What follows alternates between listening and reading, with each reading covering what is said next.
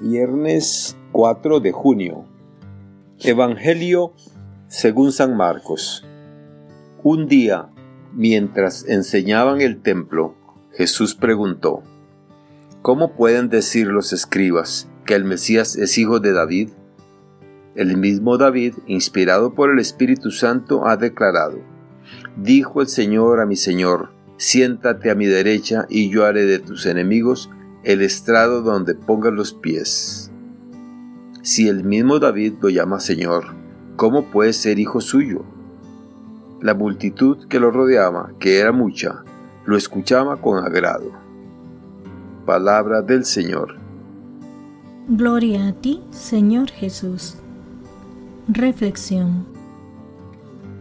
Hermanas y hermanos, en los pasajes del Evangelio de los días anteriores, contemplábamos a Jesús como si estuviera metido en la boca del lobo, ya que los sumos sacerdotes, los escribas, los ancianos, los fariseos, los herodianos, los saduceos, es decir, los jefes del pueblo, le hacen preguntas capciosas para tenderle una trampa y tener de qué acusarlo.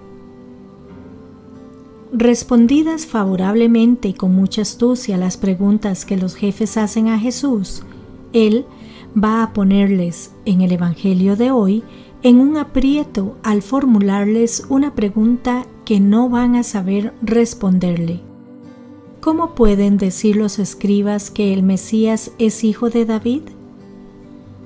Los jefes y las autoridades religiosas no saben o no quieren responderle, por lo cual su enseñanza queda en tela de juicio, queda muy cuestionada, ya que Jesús hablaba de un Mesías que no concordaba mucho con la idea de un Mesías, Señor, glorioso, que vendría como Rey poderoso para dominar e imponerse sobre todos los enemigos que ellos esperaban. Hijo de David es uno de los títulos mesiánicos con que la Biblia designa a Jesús, con lo cual detrás de esta pregunta había una intención. Que el Mesías sea hijo de David no solo se está refiriendo a su genealogía natural, sino que hace referencia a cómo va a ser su proyecto. Cristo es el verdadero Salomón, y aquel otro Salomón, hijo de David, engendrado de Betsabé, rey de Israel, era figura de este rey pacífico. Que Jesús sea llamado hijo de David pone de manifiesto que Dios confunde con los débiles a los fuertes.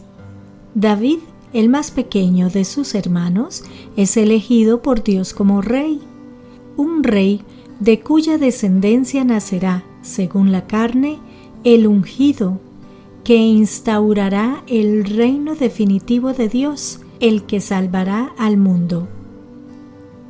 La pregunta de Jesús no la pueden responder porque están hablando de cosas distintas.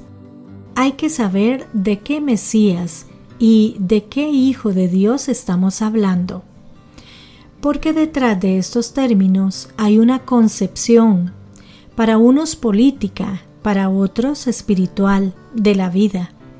Jesús se reivindica como el único Salvador, el único que puede darnos la vida eterna.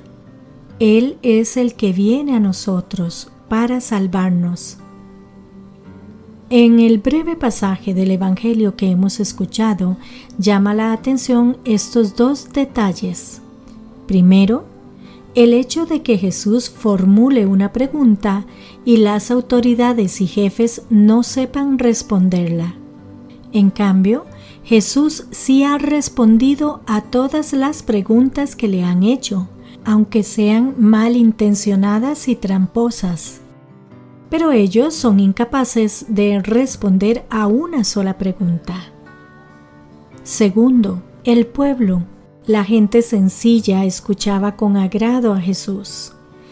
A diferencia de las autoridades religiosas y jefes del pueblo, la gente sencilla tenía la apertura para escuchar las enseñanzas de Jesús.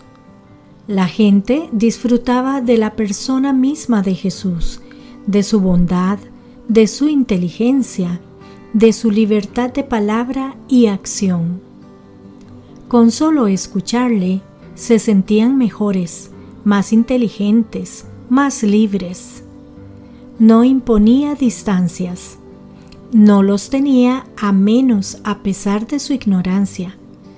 No los condenaba, a pesar de que sabía que distaban mucho de ser perfectos. Cuando nosotros escuchamos con apertura a Jesús, cuando tenemos la disposición de conocerle y aprender de Él, disfrutamos también de su persona y de sus enseñanzas. En cambio, cuando no tenemos esa disposición, asumimos la misma actitud de los enemigos de Jesús. Nos aburrimos, hacemos preguntas capciosas, cuestionamos sus enseñanzas.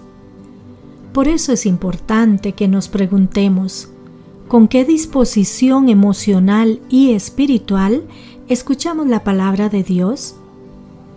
Que Dios les bendiga y les proteja.